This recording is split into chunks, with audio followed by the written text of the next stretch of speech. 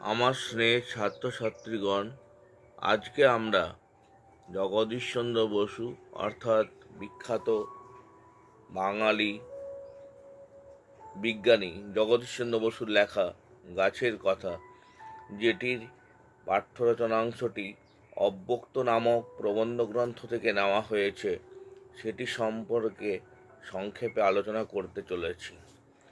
প্রথমে লেখক সম্বন্ধে কিছু জেনে নেওয়া যাক। বাংলা বিজ্ঞান চর্চার ইতিহাসে অন্যতম বিশিষ্ট বাঙালি জগদীশচন্দ্র বসু একদিকে ছিলেন একজন পদার্থবিদ, উদ্ভিদবিদ, জীববিজ্ঞানী এবং অন্যদিকে ছিলেন একজন বৈজ্ঞানিক গ্রন্থ রচয়িতা ও সাহিত্যিক। জন্ম ও শৈশব: তিনি জন্মগ্রহণ করেন 30 নভেম্বর 1858 খ্রিস্টাব্দে ঢাকার বিক্রমপুরের রাড়ীখাল গ্রামে। তার পিতা ছিলেন ভগবানচন্দ্র বসু এবং মাতা বামা সুন্দরী দেবী। এবার তার সাহিত্য সৃষ্টি সম্বন্ধে সংক্ষেপে জেনে নিই। রবীন্দ্রনাথ ঠাকুরের অন্যতম অন্তরঙ্গ জগদীশচন্দ্র বসু বিশিষ্ট সাহিত্যানুরাগীও ছিলেন। তাঁর রচিত বাংলা রচনাগুলি অব্যক্ত গ্রন্থে সংকলিত হয়ে 1920 খ্রিস্টাব্দে প্রকাশিত হয়। জগদীশচন্দ্র বসুর প্রচেষ্টায় 1917 খ্রিস্টাব্দের 30 নভেম্বর প্রতিষ্ঠিত হয় অনগ্রসর ভারতে বিজ্ঞান চর্চার নবীন সাধনপীঠ বসু বিজ্ঞান মন্দির। তার আবিষ্কৃত কেশকোগ্রাফ যন্ত্রে উদ্ভিদদের সূক্ষ্মতম সঞ্চালনও অনেক গুণ বর্ধিত হয়ে ধরা পড়ে। এবার আমরা বিজ্ঞানী জগদীশচন্দ্র বসুর কিছু প্রতিভা সম্বন্ধে, তার যেসব রচনা তিনি করতেন সে সম্বন্ধে জেনে নেব। একজন বৈজ্ঞানিক হয়েও আচার্য জগদীশচন্দ্র বসুর মনে ছিল ভারতীয় দার্শনিক চেতনা ও সাহিত্যরস পিপাসু মন। তথাকথিত প্রাবন্ধিক না হয়েও তিনি যেসব প্রবন্ধ রচনা করেছিলেন সেগুলি প্রকাশিত হয়েছিল মুকুল, দাসী, প্রবাসী, সাহিত্য এবং ভারতবর্ষ এর মতো জনপ্রিয় পত্রিকায়। প্রবন্ধগুলি থেকে প্রাবন্ধিক জগদীশচন্দ্র বসুকে খুঁজে পাওয়া যায়। এই প্রবন্ধগুচ্ছের সংকলন নিয়ে তাঁর একমাত্র বাংলা প্রবন্ধ গ্রন্থ অব্যক্ত বঙ্গীয় বিজ্ঞান পরিষদ থেকে 1328 বঙ্গাব্দের আশ্বিন মাসে প্রথম প্রকাশিত হয়। এরপর আমরা কিছু শব্দার্থের মানে জেনে নেব। কীট পতঙ্গ দিগকে, পোকামাকড় দিগকে। জীবন ধারণ, প্রাণ ধারণ বা প্রাণ ধরে রাখা। স্বার্থত্যাগ, নিজের লাভ বা মঙ্গল বিসর্জন। বৈশিষ্ট্য, ধর্ম। উই, পিঁপড়ের মতো এক প্রকার সাদা পোকা। ঢাকা, আবৃত বা আচ্ছন্ন। বীজ, বীজ, বিচি বা ফলের আঁটি। সরিষা, এক প্রকার তৈলবীজ বা শস্য। দ্বীপে, জলবেষ্টিত ভূভাগে। অঙ্কুর, বীজ থেকে উদ্ভিদের প্রথম উদ্গত অংশ। কোলে, ক্রোড়ে। বৃক্ষ, শিশুটি, ছোট্ট চারাগাছটি। এরপর আমরা মূল পাঠে চলে যাব। আগে যখন একা মাঠে কিংবা পাহাড়ে বেড়াইতে যাইতাম তখন সব খালি খালি লাগিত। তারপর গাছ, পাখি, কীট পতঙ্গদিগকে ভালোবাসিতে শিখিয়াছি। সে অবধি তাদের অনেক কথা বুঝিতে পারি, আগে যাওয়া পারিতাম না। তাহলে এখানে প্রাবন্ধিক বলছেন, আগে যখন প্রথম ছিলাম, ছোট ছিলাম, তখন পাহাড়ে যেতেন, মাঠে যেতেন, কিন্তু কিছু বুঝতে পারতেন না। তারপরে আস্তে আস্তে তিনি যখন বড় হলেন, শিক্ষিত হলেন, একজন বিজ্ঞানী হিসাবে তার স্বীকৃতি এলো, তিনি বিজ্ঞানী হিসাবে পরিচিত হলেন, তখন গাছ, পাখি, কীট পতঙ্গ দেখি সবাইকে বুঝতে পারলেন, বুঝতে পারলেন তাদের ব্যাপার স্যাপার, তাদের আচার আচরণ, এইসব। এই যে গাছগুলি কোনো কথা বলে না, ইহাদের যে আবার একটা জীবন আছে, আমাদের মতো আহার করে দিন দিন বাড়ে, আগে এসব কিছুই জানিতাম না। তাহলে প্রাবন্ধিক বলছেন আগে, মানে এই এই অব্যক্ত রচনাংশটি, যে গাছের কথা রচনাংশটি, আগে তিনি যখন ছোট ছিলেন তখন গাছেরাও যে রান্না করে, তাদেরও যে একটা জীবন আছে, তাদেরও যে বৃদ্ধি হ্রাস আছে, সেসব কিছুই জানিতেন না। এখন বুঝিতে পারিতেছি, এখন ইহাদের মধ্যেও আমাদের মতো অভাব দুঃখ কষ্ট দেখিতে পাই। জীবন ধারণ করিবার জন্য ইহাদিগকেও সর্বদা ব্যস্ত থাকিতে হয়। কষ্টে পড়িয়া ইহাদের মধ্যে কেহ কেহ চুরি ডাকাতি করে। মানুষের মধ্যে যেরূপ সদ্গুণ আছে, ইহাদের মধ্যেও তাহার কিছু কিছু দেখা যায়। তাহলে কবি প্রাবন্ধিক বা বিজ্ঞানী জগদীশচন্দ্র বসু বলছেন, মানুষের মধ্যে যেসব গুণ আছে, গাছের মধ্যেও সেসব গুণ পরিলক্ষিত হয়। ইহাদের মধ্যেও উদারতা, স্বার্থতা, এমনকি চুরি ডাকাতির মতন ঘটনাও দেখা যায়।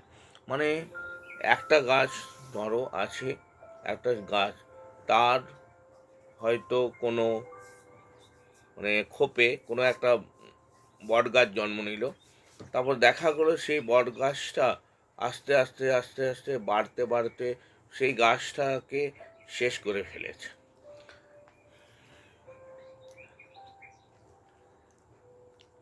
মা নিজের জীবন দিয়া সন্তানের জীবন রক্ষা করেন। সন্তানের জন্য নিজের জীবন দান উদ্ভিদও সচরাচর দেখা যায়। গাছের জীবন মানুষের জীবনের ছায়া মাত্র। ক্রমে এসব কথা তোমাদিগকে বলিব। তাহলে এক্ষেত্রে প্রাবন্ধিক বা বিজ্ঞানী জগদীশচন্দ্র বসু বলছেন, মা যেমন সন্তানের জীবন রক্ষা করেন, সন্তানকে আগলে রাখেন, তেমনি গাছের মধ্যেও সন্তানকে আগলে রাখার উদাহরণ দেখা যায়। এবং দেখা গেছে একটি মা গাছ, মানে মানে কল্পনা করছেন যে গাছের মতো আমাদের যেমন মা আছেন, তেমনি গাছেদের মানে গাছেদের মধ্যেও জীবন আছে, এবং তাদেরও মা আছে, তারাও তাদের বংশ বিস্তার করার চেষ্টা করেন, বংশবৃদ্ধি করেন, এবং তাদের চারাগুলোকে আগলে রাখেন। তোমরা শুষ্ক গাছের ডাল সকলেই দেখিয়াছ। মনে করো কোনো গাছের তলাতে বসিয়াছ। ঘন সবুজ পাতায় গাছটি ঢাকা, ছায়াতে তুমি বসিয়াছ। গাছের নিচে এক পার্শ্বে একখানি শুষ্ক ডাল পড়িয়া আছে। এক সময় এই ডালে কত পাতা ছিল, এখন সব শুকাইয়া গিয়াছে, আর গাছের ডালের গোড়ায় উই ধরিয়াছে। আর কিছুদিন পরে ইহার চিহ্ন মাত্রও থাকিবে না। তাহলে প্রাবন্ধিক এখানে বলছেন, বা বৈজ্ঞানিক জগদীশচন্দ্র বসু বলছেন, মনে করো তুমি কোনো সজীব গাছের তলায় বসিয়ে আছো, সেখানে একটা শুকনো ডাল পড়ে আছে। শুকনো ডালটাতে এক সময় কত পাতা ছিল, কত ফুল ছিল, কত ফল ধরত। সেই ডালটি এখন শুকনো হয়ে গাছ থেকে বিচ্ছিন্ন হয়ে পড়ে আছে। সেটাতে আস্তে আস্তে উই ধরবে, তারপর উই সমস্ত ডালটা খেয়ে ফেলবে, ফলে ওই ডালটার আর কোনো চিহ্ন মাত্র রইবে না। আচ্ছা বলো তো, এই গাছ আর এই মরা ডালে কি প্রভেদ? গাছটি বাড়িতেছে আর মরা ডালটা ক্ষয় হইয়া যাইতেছে। একটিতে জীবন আছে আর একটিতে জীবন নাই। তাহলে প্রাবন্ধিক বলছেন, বলো তো, এই যে মরা ডাল আর ওই সজীব গাছ, এই দুটির মধ্যে তফাৎ কি? তখন প্রাবন্ধিক বলছেন যে এই যে ডালটা আছে, এটা শুকনো, এটা আস্তে আস্তে ক্ষয়প্রাপ্ত হচ্ছে, এক সময় এটির নিশ্চিহ্ন হয়ে যাবে। কিন্তু যে গাছটা সজীব আছে, সে আর বৃদ্ধি আছে, সে খাবার তৈরি করতে পারে, সে আমাদের পৃথিবীর সমস্ত প্রাণীদের জন্য আহার প্রস্তুত করতে রেডি আছে, মানে প্রস্তুত আছে। আর আরেকটা কথা, শুকনো ডালটিতে জীবন নেই, এবং গাছটিতে জীবনের লক্ষণ আছে, জীবন আছে। যাহা জীবিত তাহা ক্রমশ বাড়িতে থাকে। জীবিতের আর একটা লক্ষণ এই যে তাহার গতি আছে, অর্থাৎ তাহা নড়ে চড়ে। অবশ্য গাছের গতি হঠাৎ দেখা যায় না, লতা কেমন করিয়া ঘুরিয়া ঘুরিয়া গাছকে জড়াইয়া ধরে দেখিয়াছ। তাহলে কবি প্রাবন্ধিক বা বিজ্ঞানী বলছেন জীবিত আছে তার একটা লক্ষণ হলো সেটা বাড়িতে থাকে, মানে বাড়ে। জীবনের লক্ষণ হলো বৃদ্ধি, আর জীবনের লক্ষণ হলো গতি। জীবিতের আরেকটা লক্ষণ এই যে তার গতি আছে, তারা নড়ে চড়ে। কিন্তু আমরা গাছের তো নড়াচড়া দেখতে পাই না। কিন্তু তুমি কি দেখিয়াছো? তুমি তো তোমরা তো দেখেছো, যেমন ঝিঙে লত, লাউ লত বা কুমড়া লত কেমন করে কোনো অবলম্বনকে জড়িয়ে ধরে ধরে বাড়তে থাকে বা উঁচুতে ওঠে। জীবিত বস্তুতে গতি দেখা যায়, জীবিত বস্তু বাড়িয়া থাকে। কেবল ডিমে কোনো জীবনের কোনো চিহ্ন দেখা যায় না। ডিমে জীবন ঘুমাইয়া থাকে। উত্তাপ পাইলে ডিম হইতে পাখির ছানা জন্মলাভ করে। বীজগুলি যেন গাছের ডিম, বীজের মধ্যে এরূপ গাছের শিশু ঘুমাইয়া থাকে। মাটি, উত্তাপ ও জল পাইলে বীজ হইতে বৃক্ষ শিশুর জন্ম নেয়। তাহলে কবি এখানে আরেকটা কথা বলছেন, জীবিত বস্তুতে গতি দেখা যায়, জীবিত বস্তুর গতি বাড়িয়া থাকে। কেবল ডিমে জীবনের কোনো লক্ষণ দেখা যায় না। তেমনি গাছের বীজেও আমরা জীবনের কোনো লক্ষণ দেখতে পাই না, অর্থাৎ সে নড়ে চড়ে না, বাড়ে না, দৌড়ে না, গতিও দেখা যায় না। তেমনি যে কোনো পক্ষীর ডিমেও তাই, বা যেসব পক্ষী পাখি ডিম দেয় তাদের কিন্তু যেই ডিম থেকে ছানা বার হলো সেই তার মধ্যে গতি দেখা গেল। তেমনি আমরা উদ্ভিদের বীজেও যেই উদ্ভিদের বীজ থেকে অঙ্কুরোদ্গম হলো, তেমনি সেই অঙ্কুরটা ধীরে ধীরে বাড়তে লাগলো, যেদিকে আলো পেলো সেই দিকে বাড়তে লাগলো। তোমরা করে একটা পাত্রে একটা গাছ লাগিয়ে জানলার ধারে রেখে দেবে, দেখবে সূর্যের আলো যদি ওই জানলার দিকে পড়ে, গাছটা বা চারা গাছটা বা ফুল গাছটা সেই সূর্যের দিকে এগিয়ে আসবে। এটাতেই বোঝা যায় যে গাছেরও চলন এবং চলন আছে, গমন না থাকলেও চলন আছে। চলন এবং গমন জীবের বৈশিষ্ট্য। বীজের উপরে একটা কঠিন ঢাকনা, তাহার মধ্যে বৃক্ষ নিরাপদে নিদ্রা যায়। বীজের আকার নানা প্রকার, কোনোটি অতি ছোট, কোনোটি বড়। বীজ দেখিয়া গাছ কত বড় হইবে বলা যায় না। অতি প্রকাণ্ড বট গাছ সরিষা অপেক্ষা ছোট বীজ হইতে জন্মে। কে মনে করিতে পারে এত বড় গাছটা এত ক্ষুদ্র সরিষার মধ্যে লুকাইয়া আছে?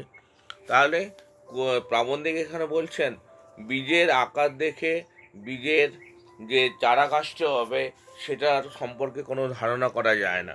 কারণ একটা বিশাল বট গাছ একটা বিরাট এলাকা জুড়ে থাকে, তার যে বীজ সেটা সরিষার থেকেও ছোট। তাহলে গাছের বীজ দেখে যদি আমরা অনুমান করতে যাই গাছটা কত বড় হবে, সেটা চরম ভুল হবে। কেউ ধারণা করতে পারে কি যে সরিষার থেকেও ছোট একটা বীজের থেকে একটা বিশাল বটবৃক্ষের জন্ম হয়েছে, যার কোলে কত প্রাণী, কত পক্ষী, কত কিছু আশ্রয় নেয় এবং তার ঝুড়ি নেমে একটা বিশাল এলাকা দখল করতে পারে? কে মনে করিতে পারে এত বড় গাছটা একটা ক্ষুদ্র সরিষার মধ্যে লুকাইয়া আছে? তোমরা হয়তো কৃষকদিগকে ধানের বীজ খেতে ছড়াইতে দেখিয়াছ, কিন্তু যত গাছপালা বন জঙ্গল দেখো, তাহার অনেকের বীজ মানুষ ছড়ায় নাই।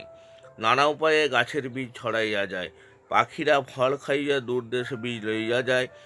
এক প্রকারে জনমানব শূন্য দ্বীপে গাছ জন্মায়। এই প্রকারে জনমানব শূন্য দ্বীপে গাছ জন্মিয়া থাকে। ইহা ছাড়া অনেক বীজ বাতাসে উড়িয়া অনেক দূর দেশে ছড়াইয়া পড়ে।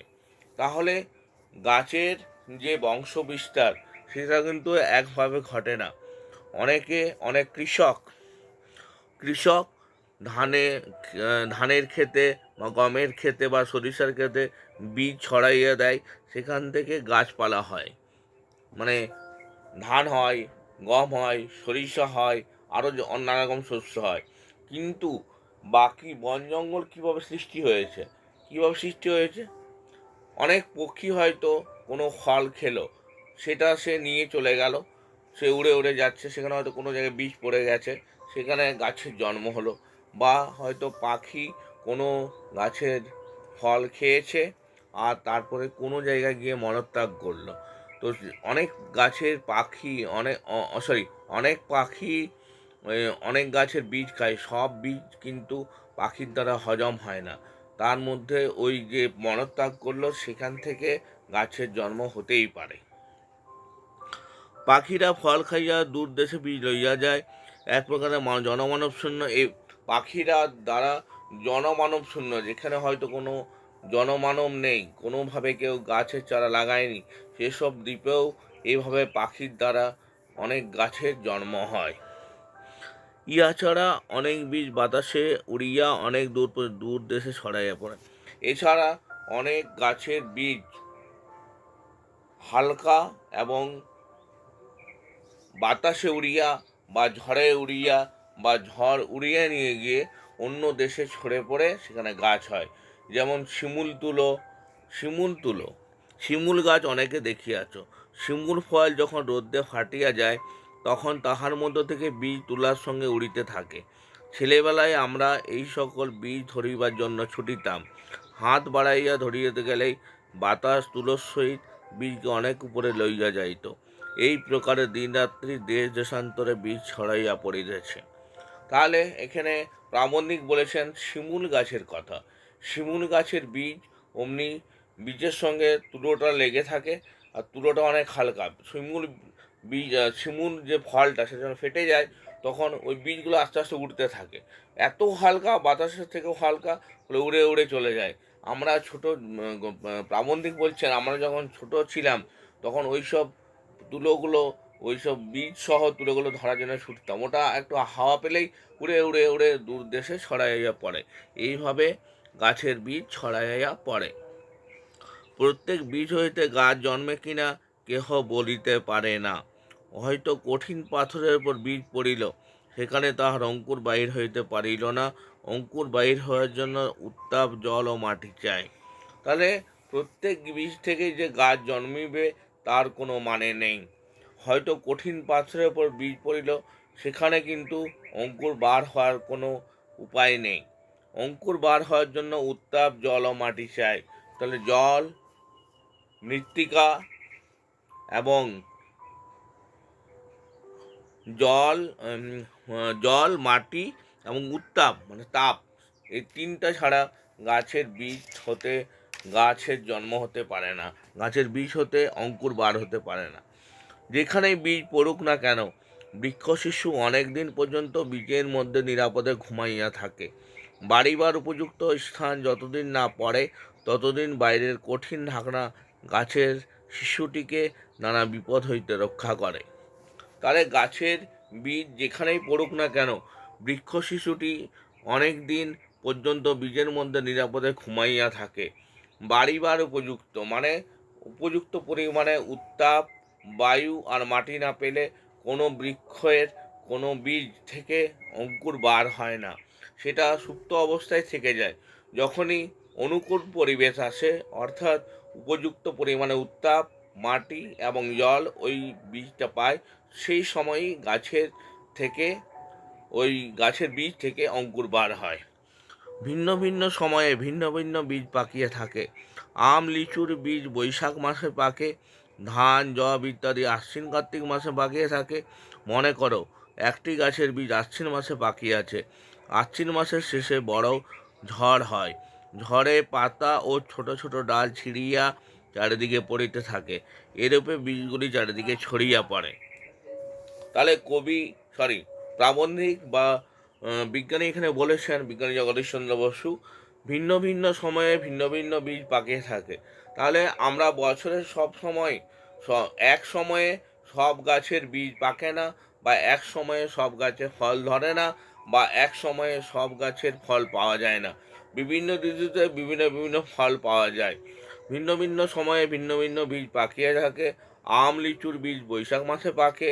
ধান, যব ইত্যাদি আশ্বিন কার্তিক মাসে পাকিয়ে থাকে। মনে করো একটি গাছের বীজ আশ্বিন মাসে পাকে। আমরা যদি ধরে নিই একটা গাছের বীজ আশ্বিন মাসে পেকেছে, তাহলে একটি গাছের বীজ আশ্বিন মাসে পাকিয়েছে। আশ্বিন মাসের শেষে বড় ঝড় হয়। আমরা দেখেছি আশ্বিন মাসের শেষে বড় ঝড় হয়। ঝড়ে পাতা ও ছোট ছোট ডাল ছিঁড়িয়া চারিদিকে পড়িতে থাকে।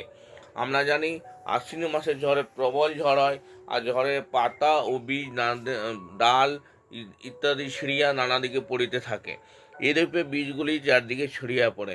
এইভাবে হয়তো ডালের সাথে অনেক দূর উড়ে গেল, কোনো পাতা উড়ে গেল, পাতাতে বীজ থাকে না, মানে ওই ডালে পাতা থাকলো, ওই তার সাথে ফুল ফল বীজ সব কিছু থাকলো, সেগুলো ভেঙে ঝড় উড়িয়ে নিয়ে চলে গেল। কোনো গাছের ডাল ভেঙে গেল, ভেঙে নিয়ে অনেক দূরে গিয়ে পড়লো, সেখানে বীজ পড়ে সেখানে গাছের চারা জন্ম হলো। প্রবল বাতাসের বেগে কোথায় উড়িয়া যায় কে বলিতে পারে।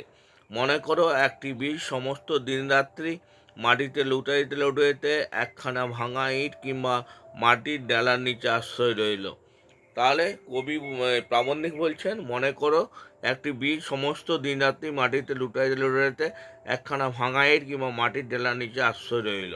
তাহলে প্রাবন্ধিক বলছেন, মনে করো একটি বীজ আর মানে ঝড়ে বা কোনো কারণে উড়িতে উড়িতে উড়িতে একটা ইটের ঢেলার নিচে আশ্রয় রইল। কোথায় কোথায় ছিল, কোথায় আসিয়া পড়িল। ক্রমে ধুলো ও মাটিতে বীজটি ঢাকা পড়িল। এখন বীজটি মানুষের চক্ষুর আড়াল হইল। আমাদের দৃষ্টি হইতে দূরে গেল বটে, কিন্তু বিধাতার দৃষ্টির বাইরে যায় নাই। পৃথিবী মাতার নাই তাহাকে কোলে তুলিয়া লইলেন। বৃক্ষ শিশু মাটিতে ঢাকা পড়িয়া বাইরের শীত বহর হইতে রক্ষা পাইল। এইরূপে নিরাপদে বৃক্ষ শিশুটি ঘুমাইয়া রইল।